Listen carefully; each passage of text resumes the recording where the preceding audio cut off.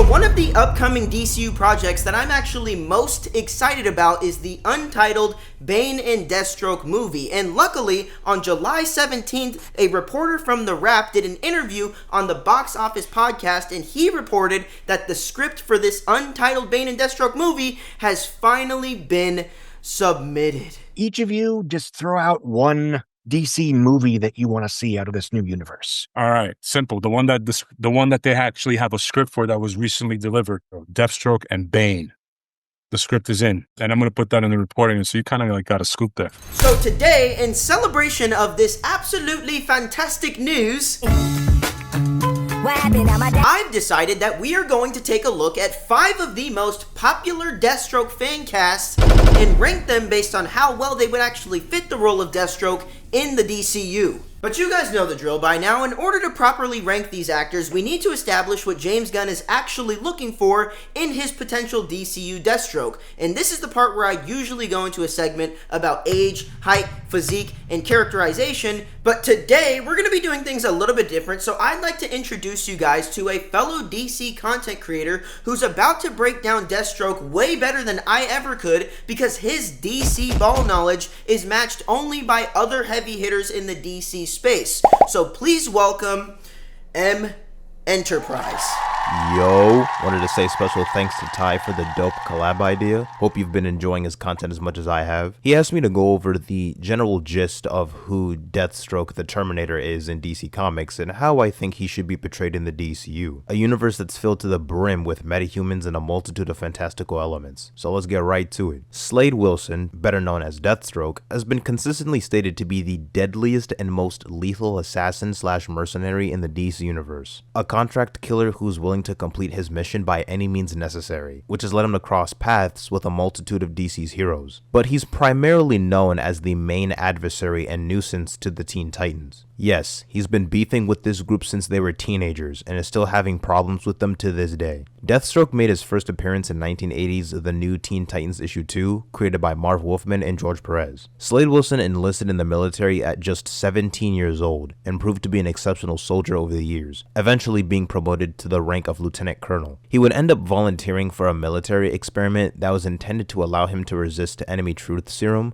but it instead altered his body chemistry. What makes Deathstroke such a force to be reckoned with has to do with his enhancements that stemmed from said experiment, as well as his military background. The experimental serum had his strength, speed, durability, and accelerated healing amplified to superhuman levels. Couple that with his knowledge of a vast variety of martial arts, making him able to contend with some of the best fighters in the DC universe like Nightwing and Batman. Stated as being the Dark Knight's near equal in combat skill is impressive, given Batman's unmatched martial arts knowledge, mastering every single martial art known to man. As for Deathstroke's physical stats, his height in post-crisis DC Comics from what I could find ranges from 6'2" to 6'4", but more often than not, scans have him listed at 6'4", 225 pounds. Outside of that, there's the outlier of the Arkhamverse, which lists him at the same weight, but standing at 6 feet 5 inches tall. So at the low ball, he's the same height as Batman, who is consistently stated to be 6'2". With regard to Deathstroke's age, the only concrete confirmation places him at 57 years old, having the appearance of a man in his mid-30s due to the experimental serum slowing down his aging process. His determination to complete an objective is best exemplified by his personal vendetta against the Teen Titans. Slade Wilson has multiple children, and his eldest son, Grant Wilson, followed in his father's footsteps and became a mercenary. Grant was injected with an experimental serum that replicated his father's abilities, later pursuing the contract from the Hive organization to kill the Teen Titans. Unfortunately, Grant was feeding off his own body's energy due to the side effects of the experimental serum, and the prolonged use of his powers ultimately led to his death. His heart gave out while he was fighting the Titans. Deathstroke blamed the team for his son's death and promising to complete the contract his son had originally set out to finish. Slade's code of ethics can vary from writer to writer, but they are in a way very honor-bound, as he usually doesn't kill or steal for personal gain. If he gets paid, he'll do whatever is deemed necessary to get the job done. There have been a handful of well-crafted adaptations of Deathstroke throughout the years. One of the best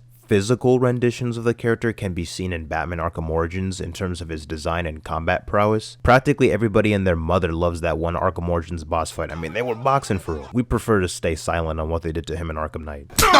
But the two most faithful interpretations that come to mind in terms of his character are the Teen Titans The Judas Contract animated movie and the classic cartoon from the early 2000s. Both of these mediums keep intact his sole motivation of wanting to dismantle the Teen Titans and how much of a brilliant strategist and tactician he is, capable of psychological manipulation and the ruthlessness needed to achieve his goals. Deathstroke in the DCU should especially convey a strong sense of versatility, both in his capabilities and in the variety of threats he takes on for contracts, giving heroes a hard time from the Teen Titans to Batman or a handful of other heroes. It speaks volumes how a guy like Slade is able to give a team riddled with superpowered individuals a hard time. We're talking half demons, Wonder Woman tier characters, half man, half computer, an alien, and a shapeshifter as a part of the roster. I should be fearing for the well-being of the Titans after this Bane and Deathstroke movie, or whatever this movie will end up being. As Gunn puts it, it's sort of like a Bane and Deathstroke movie. But that's just what I believe to be a pretty good encapsulation of Deathstroke's character and what I think James Gunn and company should look out for when casting him in the DCU. Special thanks again to Ty for the collab idea. Hope y'all enjoy the rest of the video.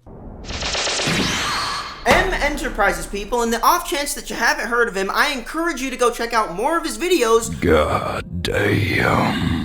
Which you can do by clicking his channel name in the title of this video. He is seriously one of my favorite DC content creators, and today he was gracious enough to set us up with what we need to look out for when casting Deathstroke in the DCU. So without further ado, let's get into ranking some men. Now, kicking off this list, I'd like to start by giving an honorable mention to Grey's Anatomy star Eric Dane, and I truly believe that this man would have absolutely obliterated this role, and this is why. Roll the clips. Your boss is I need it to be cartel cash. Just under 20 million. Backdated series of transfers beginning 2004, ending January 2020. Into that account in the name of the late Captain Conrad Howard. I have people who can handle logistics. I really just need your login credentials. I fucked up, Nate. But I love you. I love you. And I should have protected you. I should have kept you safe, and I didn't. I didn't. And there's nothing I regret more. Now, that first clip was from Bad Boys Ride or Die, and I think it shows that Eric can easily pull off the aspects of Deathstroke's character that are cold, calculated, menacing, and money-driven. But that second clip is from a show called Euphoria, and while his character in that show is pretty unsettling to the point of almost being kind of terrifying, I would actually say he does a better job at capturing a different aspect of Deathstroke that doesn't get talked about as often. And that's the fact that he is a very tormented father. Now, I need to clarify that when I say tormented, I don't mean it in a way that should elicit any type of sympathy from us viewers or readers. I quite literally mean that he is tormented by his own demented actions against his own sons and his own family. And the perfect example of what I'm talking about comes from the Judas Contract Part 3, where we first learn how Deathstroke lost his right eye. So basically, one day, a group of mercenaries broke into Slade's house, and despite his wife's best efforts, they kidnapped his son. And obviously, Slade was never going to let that slide, so him and his wife decided to go confront the mercenaries, and once actually there, the mercenaries actually said, hey, we're not going to do anything to your son as long as you tell us who hired you to take out one of our business associates. And do you want to know how Slade responded? Is this serious? Okay, but that was before his wife started pleading with him. After hearing his wife say something like, Slade, please, they're gonna kill our son. Nothing is worth more than our son. You'd have to imagine his reaction would be just a little bit different, right? That's right, in a life or death situation where this man had to choose between his son and his honor as a mercenary, this motherfucker chose his honor as a mercenary. And yeah, he did feel bad to the point of spiraling after reflecting upon this decision, but that doesn't change the fact that he continued being Deathstroke, and being Deathstroke is what put his son in that situation in the first place. But that's actually where I wanted to bring it back to Eric Dane, because his character in Euphoria was a selfish, emotionally conflicted piece of shit father in almost the exact same way. I'm a man. I'll fuck whoever I want, whenever I want. I'll fuck men, I'll fuck women, I'll fuck transsexuals, and I'll have a mighty fine time doing it. And that's why I think he could have been the perfect Deathstroke. Unfortunately though, I do have Eric Dane set as an honorable mention because he was recently diagnosed with ALS and he started showing symptoms. So out of respect for Eric Dane, before we move on to number 5, I gotta mention that I will be leaving the link to the ALS Association page in the description of this video. There you can donate and find other ways to support. But with that being said, let's move on to number 5. So coming in at number 5, we have Josh Brolin. And wait, before you guys start hating in the comments, I actually want to start by giving you a couple of reasons as to why I think he would have made a good Deathstroke. And to get the most obvious reason out the way, yes, he does look like his comic book counterpart. But more than that, this man is a phenomenal actor who's already familiar with being in big franchises and fantastical settings. I mean, most of you guys know him as Thanos in the MCU, but he was also young Tommy in Men in Black 3, and he was Gurney in the new Dune trilogy. And speaking of Dune, here's one clip from Dune 2 that I really think captures his potential as Deathstroke in the DCU. You don't really understand the grave nature of what's happening to us. For 80 years, Arrakis belonged to House Harkonnen. 80 years of owning the spice fields. Can you imagine the wealth? In your eyes, I need to see it in your eyes. You never met Harkonnens before, I have. They're not human, they're brutal. You have to be ready. Now, to bring it back to what M said earlier, Deathstroke is a character who is very bound by his honor, which I think stems from his time in the military. But also, he is a man who has developed himself into a cold-blooded, ruthless mercenary who is willing to do anything he deems necessary in order to accomplish his mission. And in terms of those two qualities specifically, the honor and the ruthlessness, I think Josh Brolin's character as Gurney in the two Dune movies is actually quite similar to Deathstroke, and I hope the clip that I just showed you was kind of able to reflect that. Guess I'm not in the mood today. Mood? What's mood to do with it? You fight when the necessity arises, no matter the mood. Now fight! Good technique.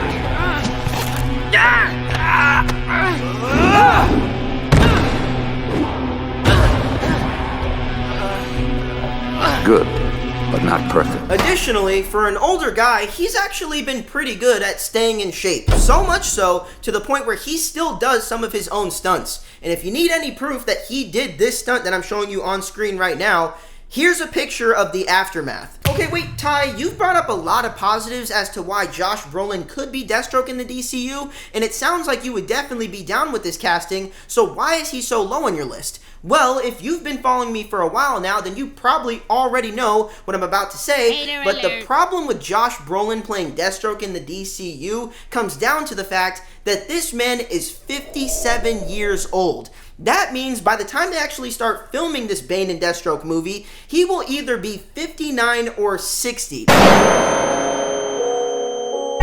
And casting a 60-year-old actor to play a character who has decelerated aging at the start of your universe that could possibly go on for 10 plus years, logistically that just doesn't make sense. Are we being dead ass? And no, I don't think anything I just said contradicts any of the research that M put in, because if you recall, he found the one panel that explicitly stated that Deathstroke was 57 years old. However, it also said that he appears to be 35 years old. So it doesn't actually matter if you're casting with an extended universe in mind or if you're casting based off of comic book accuracy. Either way, it just doesn't make sense to cast a 60-year-old actor, and that's why even though he is a great actor, Josh Brolin is sitting at number 5 on today's list. Oh, and I also forgot to mention that he is 5'11", but I really wasn't going to count that against him because the last time I said anything about anyone's height, you guys spammed 5'6" in my comments.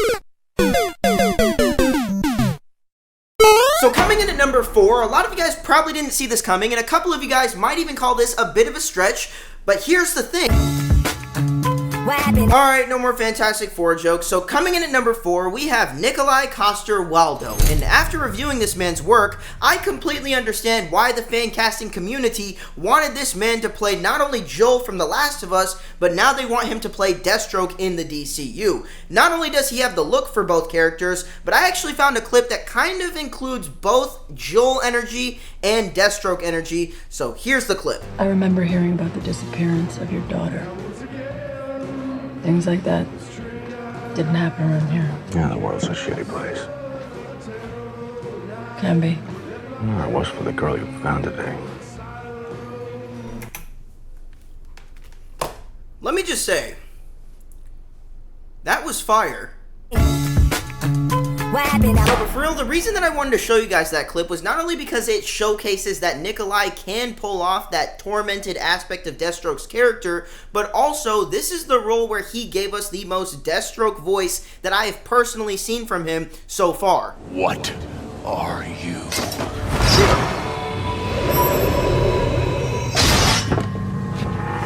Like, I was actually going to show you guys a clip of him as Jaime Lannister because in Game of Thrones, he certainly looked good in armor and he did have a presence about him, but when actually listening to him deliver his lines and thinking about Deathstroke, I just couldn't make the connection. You know why I'm here. This castle belongs to House Frey. You're trespassing. But that's when I watched this movie and I imagined him bringing that cold, dark gruffness that he showed us in this scene in particular and meshing it with his presence that he showed us in Game of Thrones, and suddenly that's when I understood why you guys want this man as Deathstroke. Now on top of that, this man is also 6'2", and he's already shown that he is capable of getting into pretty good shape. So the only thing really holding him back from being higher on this list is the fact that he is only 2 years younger than Josh Brolin. So that pretty much means that everything I said about Brolin's age applies here, unfortunately. Now, with that being said, in order to avoid eliminating any more actors based solely on their age, moving forward, we will only be looking towards younger talent. Now, does that mean we will be looking for an actor who is about 35 years old? Not necessarily. And that's because this panel by the creator of Deathstroke also exists. And basically what's happening here is Deathstroke crashed one of Bruce Wayne's parties, and at this party, some of the women there referred to Deathstroke as an older man. And so anyway, the reason that I wanted to bring that up was to kind of illustrate the fact that how old Deathstroke is supposed to look in the comics is kind of inconsistent. But if we're using the comics to inform us about how old James Gunn wants the DCU Deathstroke actor to be, then what are we supposed to do? Well, I think the easiest answer to that question is to just take the average of these two numbers. Because as I explained earlier, I don't think James Gunn wants his Deathstroke to be as old as 57, but at the same time, I don't think he wants his Deathstroke to be as young as 35, because general audiences and casual comic book fans already recognize Deathstroke as an older character. Just think of the most popular interpretations of Deathstroke so far, which are probably Injustice, which he did look older in my opinion, and Manu Bennett, who played Deathstroke in Arrow, he was 43 at the time. So that's actually pretty close to the average of these two numbers, which is 46. So even though this is based on a lot of assumption, I think we can expect James Gunn to cast an actor who is about 46 years old. But again, because this is so speculative, I think we can give or take 3 or 4 years. So 42 to 50 is our ideal sweet spot. But with that being said, let's move on to number 3. So coming in at number 3, this is kind of an inspired pick because I actually haven't seen anyone fan cast this actor for the role of Deathstroke yet, but I'm just going to throw his name out there. I think Josh Hartnett has so much Deathstroke potential that it's not even funny. And so let's uncover that potential by first going over his stats. So this man is the tallest actor on our list, standing at 6'3". He's 47 years old, and even though he's not necessarily known for his physique, whenever I make these videos, I always look at physique as a plus. If an actor is already in superhero shape, then perfect. If not, it's not really that big of a deal because most people kind of already know that there is a Hollywood diet. But anyway, moving away from the purely physical, allow me to show you how he holds up when performing next to a brilliant actor like Cillian Murphy. Check this out. The next time you're coming home from a meeting, why don't you take a look in the rearview mirror, listen to the sounds on your phone line, and stop being so goddamn naive. Do I really care what I do? Because you're not just selfish. important. You're actually important. So I just showed you guys a clip from Oppenheimer that featured exactly 0 Deathstroke energy from Josh Hartnett. And a lot of you guys are probably wondering, but Ty, why? Well, I think the answer is actually quite simple. One, I think it shows that he is capable of holding his own against phenomenal talent like Cillian Murphy. And 2, Christopher Nolan directed Oppenheimer, and Christopher Nolan also directed the Dark Knight trilogy. And in the early stages of casting Batman for the Dark Knight trilogy, one of the first people that Christopher Nolan thought of was Josh Hartnett. Josh Hartnett, legend has it, was someone that you considered for Batman way back when. Is that true? Did you screen test him or even offer him the role of Batman? No, it never got that far. I met with Josh, and as I recall, he was somebody. He was a young actor whose work I was very interested in, and I had an initial conversation with him. But he was more interested. He'd read my brother's script for The Prestige at the time, and was sort of more interested in getting involved with that. So it never kind of went further than that. But he was a young actor who we're paying a lot of attention to, and I think his work over the years, in the last few years, he's done some really interesting things and really looked to stretch himself.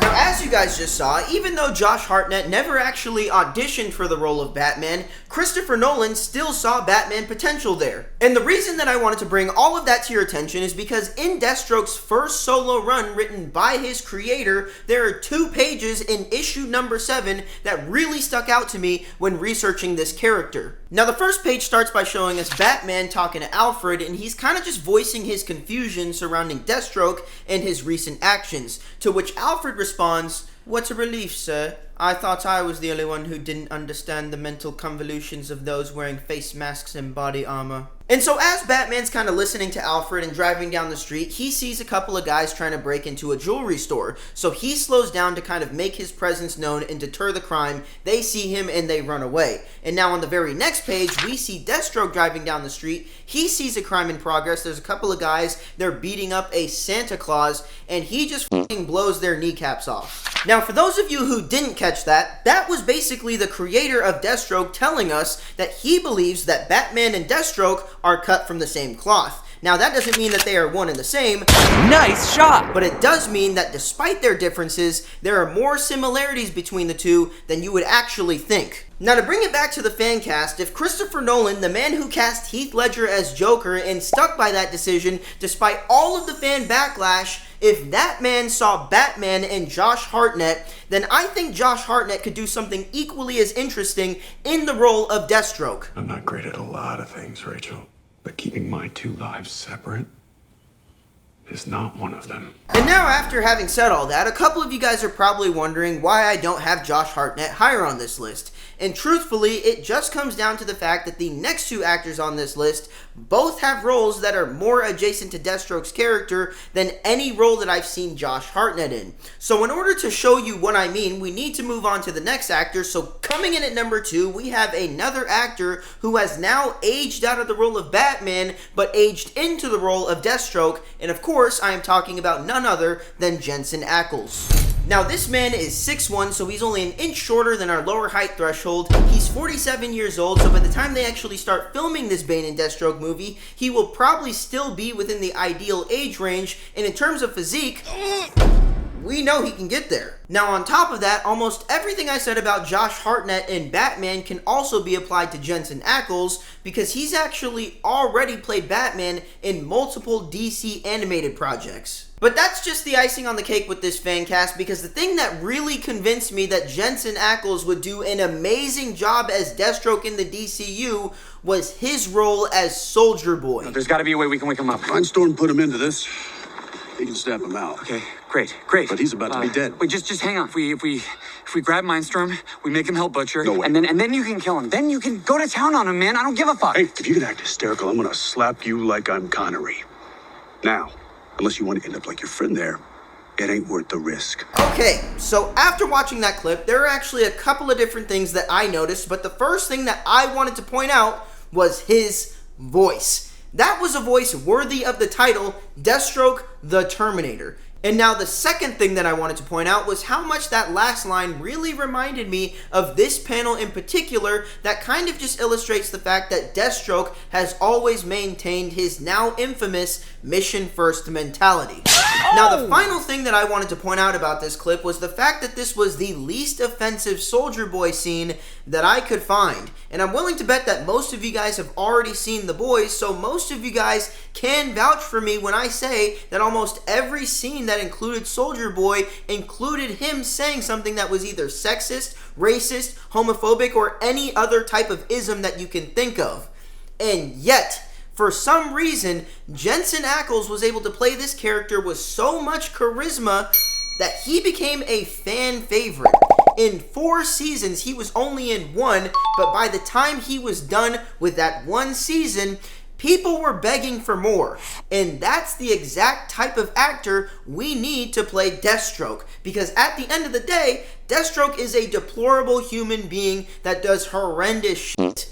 But people love him because he is just an undeniable badass. And that's actually the exact reason why I have Jensen Ackles placed higher than Josh Hartnett. Because even though Josh Hartnett is secretly my #1 pick, I just haven't personally seen Josh Hartnett take on any roles yet where he plays an undeniable badass like I have with Jensen Ackles. But even with that being said, I still think we can do marginally better. So coming in at #1, we have yet another kind of popular Batman fan cast who goes by the name Theo James. Now I know that some of you guys just had a negative knee-jerk reaction to me placing Theo James as my #1 pick for the DCU Deathstroke, and to some extent I do understand why, but at the same time, there is just a fundamental difference between him and every other actor on this list that I believe gives him the edge. And that differentiating factor is a combination of his talent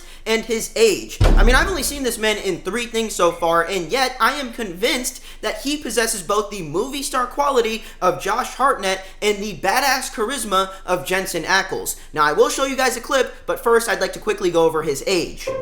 So this man is 40 years old, which means he doesn't actually fall within our ideal age range, and typically I would count this against him. However, in this particular case, I would actually say it's a plus. And that's because in a show called The Gentleman, he plays a younger brother character who is consistently cleaning up his older brother's messes. And as a result, he definitely looks like the younger brother, but mentally he feels well beyond his years. You asked for my help, and I'm helping you. Not because you fished me out of a pond when I was 3, but because you are my brother, and that's what brothers do for each other. As a result, you have to do everything that I tell you from now on. And ideally, that's what Deathstroke should be. Mentally old, but physically peak.